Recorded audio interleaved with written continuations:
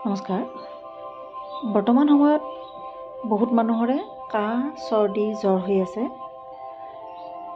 ইয়াৰ পৰা ৰক্ষা পাবলৈ আমি 4টা ৱৰ্ড সুইচ ৱৰ্ডছ চান্টিং কৰিব পাৰোঁ বা জপ কৰিব পাৰোঁ। একে বস্তু মনেৰে কৈ থাকিব লাগিব। ৱৰ্ডকেইটা হ'ল ৱালনাট, ক্ৰেব, এপল, পাৰ্ল। দুবাৰকৈ ক'ব, ৱালনাট, ক্ৰেব, এপল, পাৰ্ল। আৰু এঞ্জেল নম্বৰ এইটো লিখি থ'ব।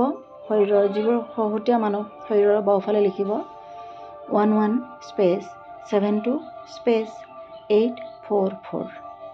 এইটো লিখি থ'ব। যদি আপুনি সহতীয়া মানুহ হয় শৰীৰৰ বাওঁফালে যিকোনো ঠাইতে লিখিব। আৰু যদি আপুনি বাওঁহতীয়া মানুহ হয় তেতিয়াহ'লে শৰীৰৰ সোঁফালে লিখিব।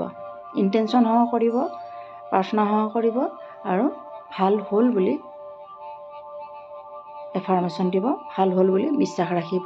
যিমান বিশ্বাস কৰিব সিমানেই সোনকালে ৰিজাল্ট পাব।